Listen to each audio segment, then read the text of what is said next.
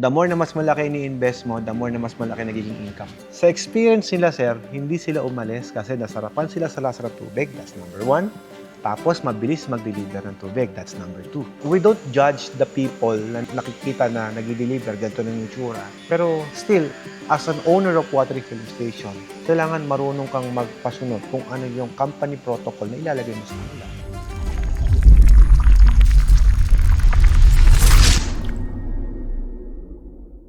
Kamusta po kayo dyan? Si sir, nagbenta ng R1. Ay, anong motor mo, sir? Z900.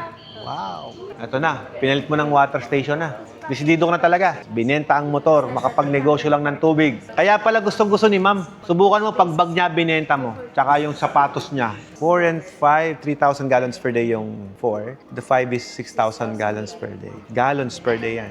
Kung ako tatanungin mo, sir, mahina yan. Kung ang target goal mo ay 100 container lang, pwede na yung 4. Kung target goal mo, mga 200, ganyan, okay na yung 5. Kung 6,000 gallons per day, boss, kung nagpuproduce ka na ng 200 galon, bitin na yan. Kung may reservation kayo, kami nang pupunta, kami nang gagawan para sa'yo. Kasi sir, ganito yan eh. Yung mga sinasabi mo, sir, supposed to be dapat kami ang gumagawa. Kasi for example, kumuha ka ng tubig doon, i-verify namin, kukuha pa rin kami ng tubig doon. Sayang effort, no? Pumunta ka pa rito, pabalik-balik ka.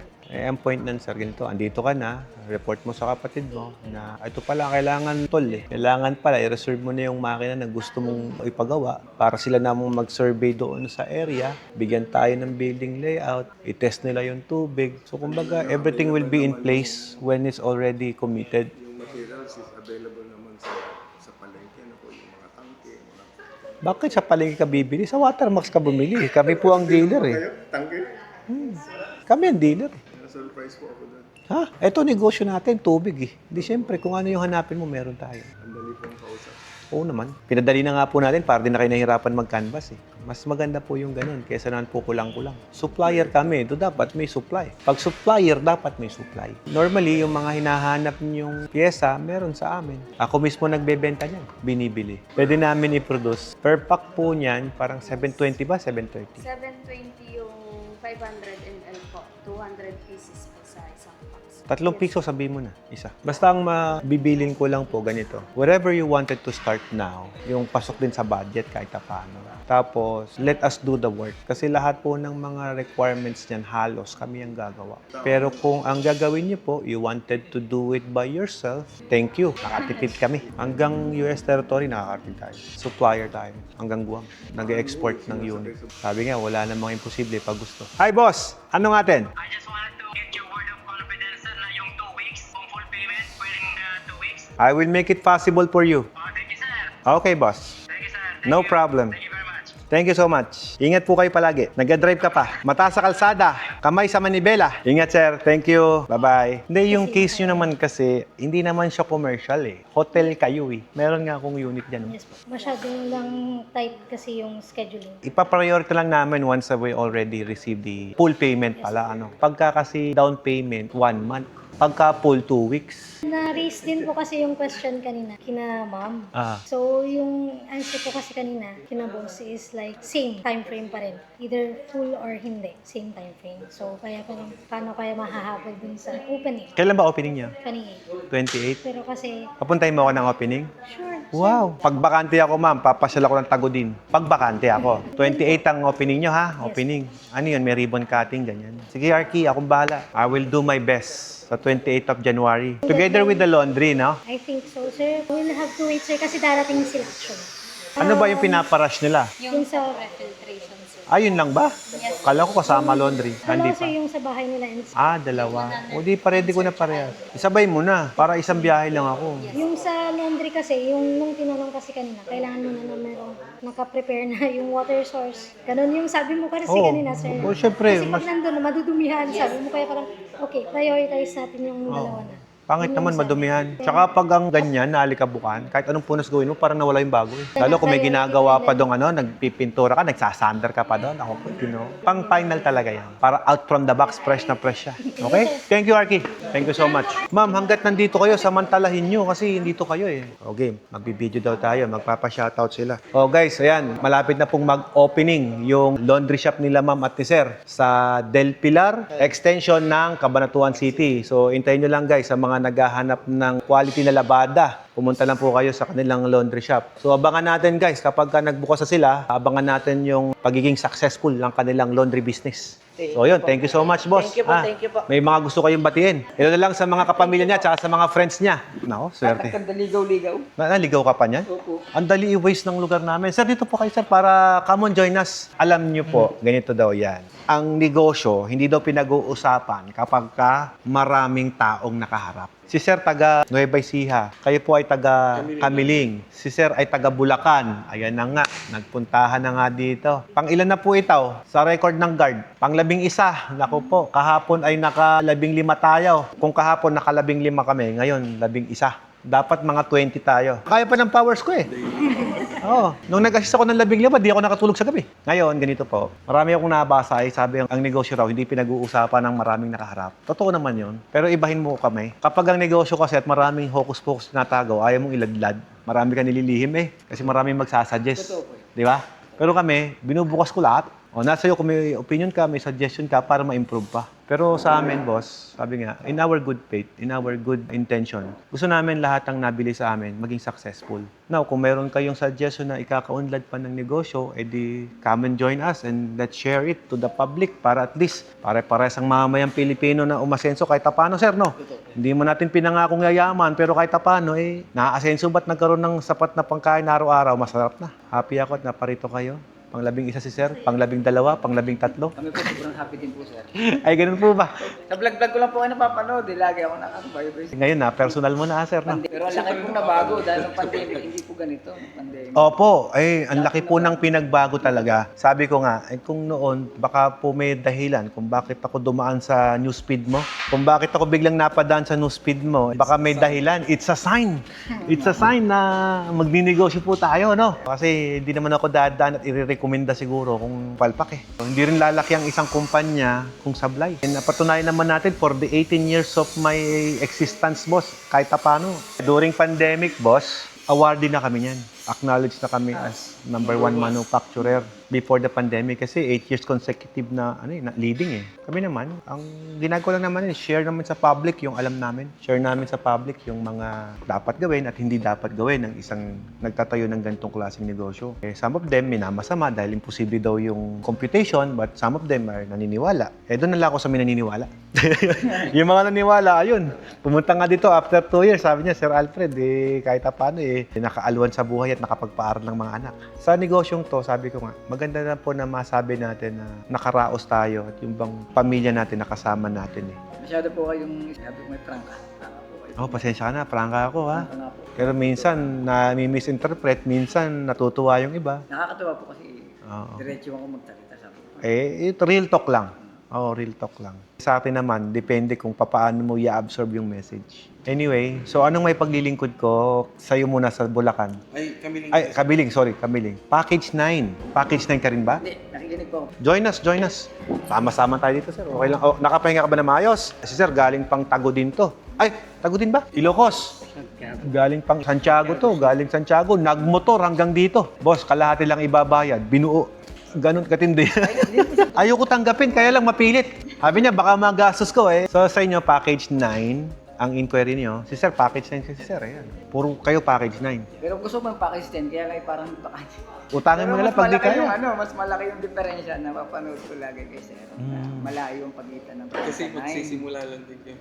Sa magsisimula, okay na yung 9. Yung pumunta po rito, galing Cotabato, sir. PP3 lang ang binili. 150K lang namin. Bakit mag-aalok mo si sir nang di po pwede Pwede naman. Kaya lang yung pwesto kasi. Tsaka depending on the places na lalagyan mo. Kung mataas ang competition mo sa market, huwag ka nang commander sa kanila. Mataas ang competition sa market, kukuha ka ng basic. Low class, Wag. Diba? May competition nga sa market eh. Pero kung ang ikaw lang yun doon, kamukha ni sir, wala masyadong tubigan doon, sir, no? Marami. Kaya lang kanya, nasa liblib yata, di ba? Medyo... Monopoly. Tsaka hindi, mabait eh.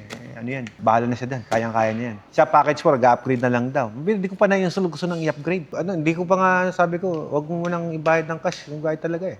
Ako magagawa eh. Kasi naka-package 4 na siya eh. Konti na lang daw. Anyway, yung 9 natin, meron pa ba kayong mga gustong malaman tungkol doon? Kung may specific question kayo na hindi klaro, mas maganda yung pag-usapan natin.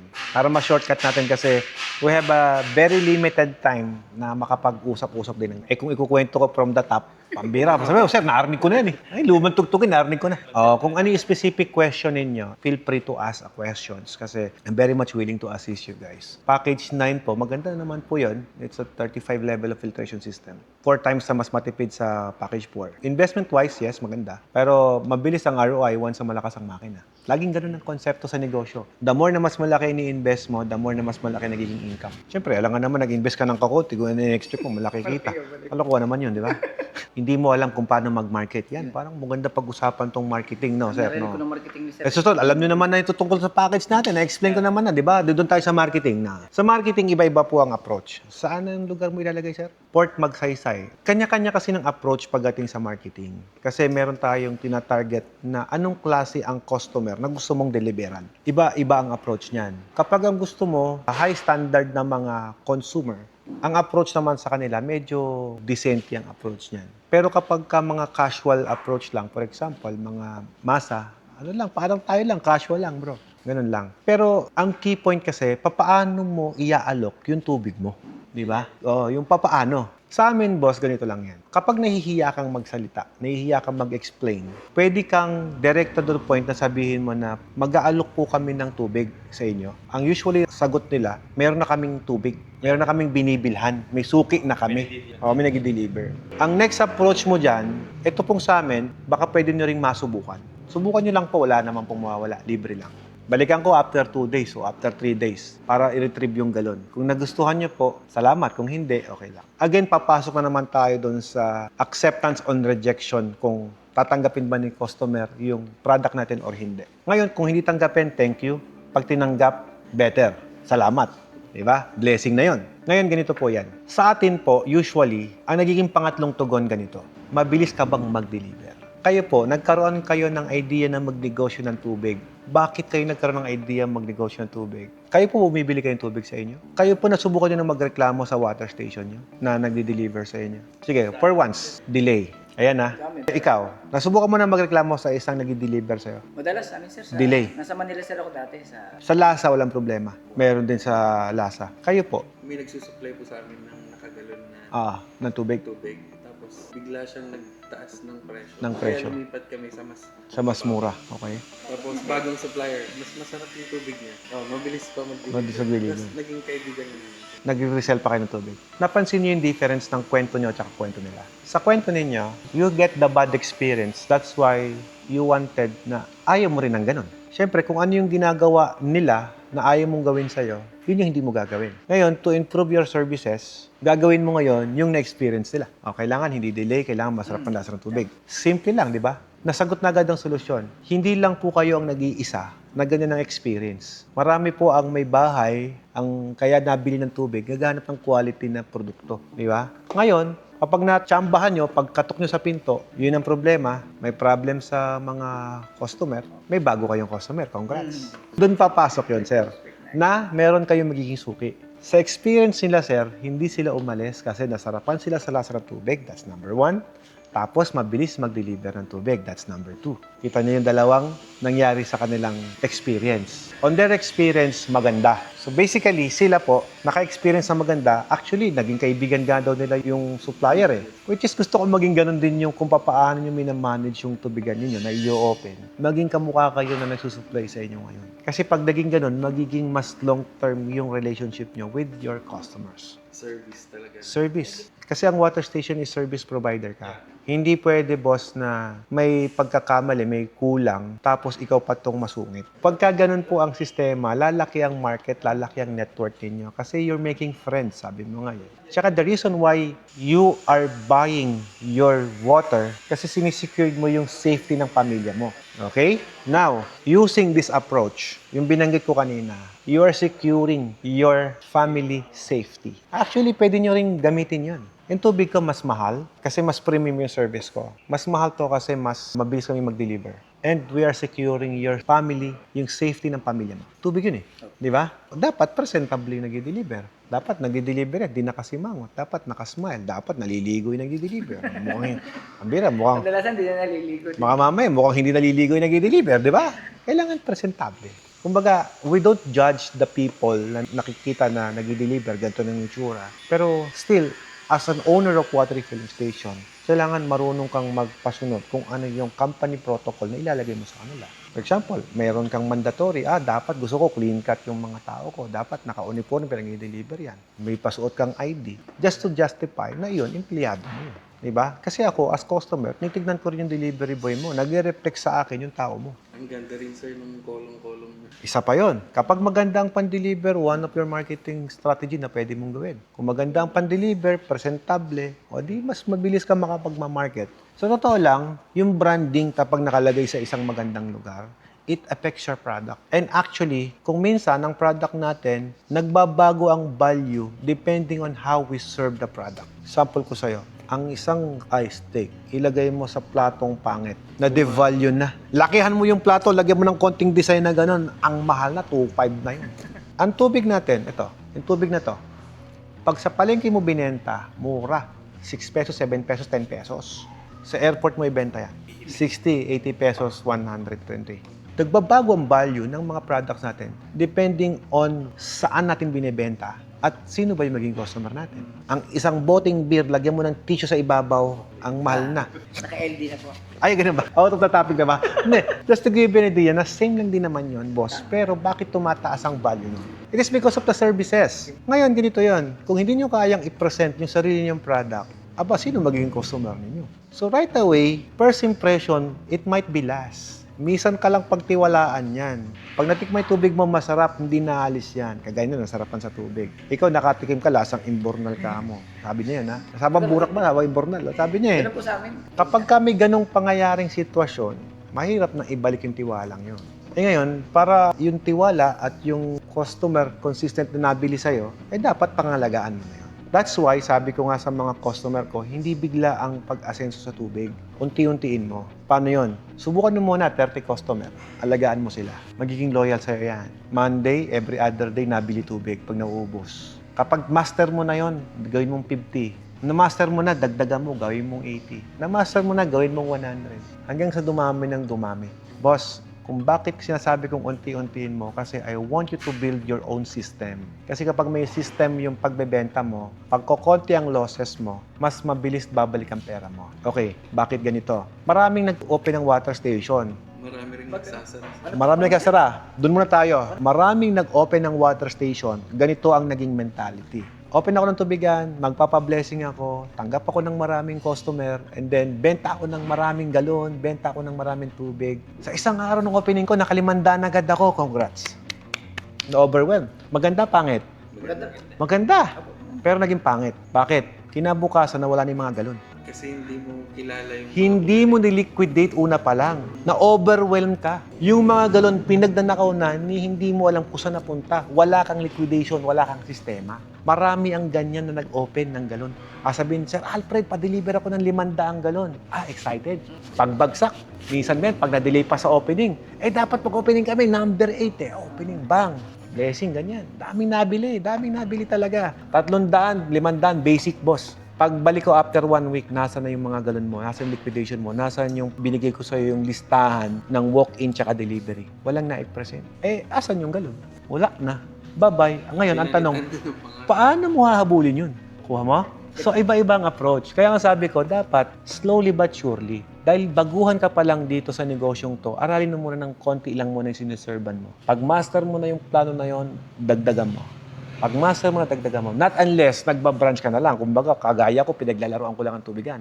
Kasi may sistema ako Pag binigay ko sa'yo format, eto na. Ikaw secretary, ikaw delivery boy, ikaw ang mag-refill. Kabisado ko na yon kasi ako na yung nag-ooperate niyan Pero kung baguhan ka pa lang, ikaw kasi gagawa ng sarili mong market. Ikaw ang gumagawa ng sarili mong customer ledger ang tinatawag. Customer ledger, ibig sabihin, kukunin mo yung data ni sir, ilista mo, at pagkatapos, meron kang master file kung saang lugar siya para mas mabilis mong balikan kung taga saan yun at saan mo re-retrieve yung galon. Kung maaari nga, mag-print ka sa Google Map ng vicinity map mo. Mula dito hanggang dito lang muna customer ko. Ito muna yung radius ko. Yan, nag-seminar na tayo. No? Sulit naman kasi marami kayo eh. Ngayon ko lang po narinig sa inyo yan. Wala pa sa vlog niyo. Aba, meron yan. Kung galon, parang wala ko narinig po yung galon. Meron yan. Baka old video ko na. Hindi, sabi ko nga, depende sa kung ano yung tanong ninyo. Maganda yung tanong ni Sir eh. Kaya nga, salamat kay Sir ng Nueva Ecija. Kung hindi dahil sa kanya, hindi nasagot yan.